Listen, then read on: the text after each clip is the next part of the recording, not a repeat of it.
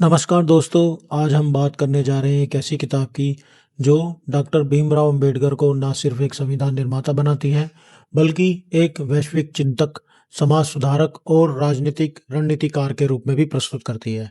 किताब का नाम है भीमराव अंबेडकर और इसके लेखक हैं क्रिस्टोफ जैफ्लो।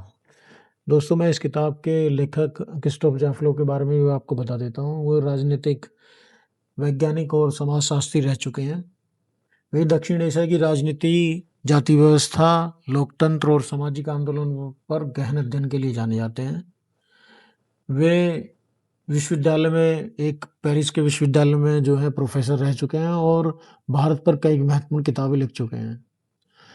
लेखक की खासियत यह है कि वे भारत को बाहरी नज़र से नहीं बल्कि ऐतिहासिक और सामाजिक गहराई से समझते हैं।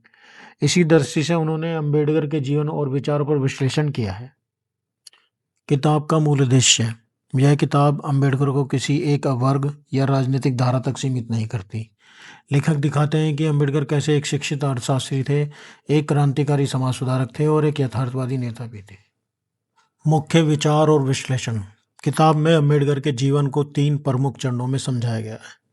पहला चरण उनकी शिक्षा और संघर्ष, भारत से अमेरिका और फिर लंदन तक का उनका सफर, जहां उन्होंने यह समझा कि ज्ञान ही मुक्ति का पहला रास्ता है। दूसरा चरण सामाजिक आंदोलन, महाड़ सत्याग्रह, मंदिर प्रवेश आंदोलन और जाति व्यवस्था पर तीखा प्रहार। लेखक बताते हैं कि अंबेडकर सिर्फ विरोध ही नहीं कर रहे थे बल्कि एक वैकल्पिक समाज की नींव रख रहे थे। और तीसरा चरण है संविधान निर्माण और राजनीतिक यथार्थ।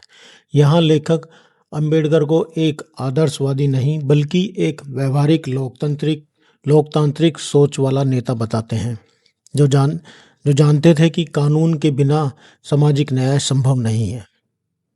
धर्म और बौद्ध धर्म। किताब का एक महत्वपूर्ण हिस्सा अंबेडकर के बौद्ध धर्म अपनाने पर केंद्रित है। लेखक इसे पलायन नहीं बल्कि एक दार्शनिक और राजनीतिक निर्णय के रूप में देखते हैं। उनके अनुसार यह कदम आत्मसम्मान, समानता और मानव गरिमा की पुनः स्थापना था। किताब की ताकत और सीमाएं इस बात को बताते हैं कि तथ्यों पर आधारित संतुलित विश्लेषण किस तरह से किया जाता है। लेखक ने बहुत ध्यानपूर्वक बारीकी से इसका विश्लेषण किया है। हालांकि कुछ पाठकों को यह किताब भावनात्मक जीवनी से अधिक अकादमिक विश्लेषण जैसी लग सकती है, लेकिन गंभीर पाठकों के लिए यही इसकी एक सबसे बड़ी विशेषता है। आज के संदर्भ में महत्व। आज जब लोकतंत्र, समानता और सामाजिक न्याय का सवाल उठ रहे हैं, यह किताब हमें याद दिलाती है कि अंबेडकर सिर्फ अतीत ही नहीं, वे आज और भविष्य दोनों की चेतावनी है। किताब में बहुत बारीकी से मुद्दों को उठाया गया है और उनकी जो विचारधारा है उनको सही से बतलाया गया है।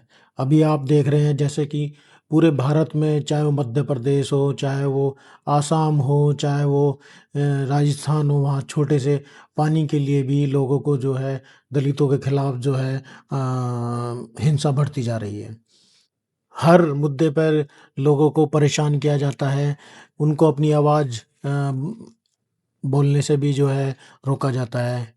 तो ऐसे ऐसे में ऐसी किताबों के बारे में पढ़ना हमारे दलित समाज के लोगों के लिए बहुत ज़रूरी है। अगर आप अंबेडकर को गहराई से समझना चाहते हैं तो क्रिस्टोफर जायलो की ये किताब ज़रूर पढ़नी चाहिए उन्हें।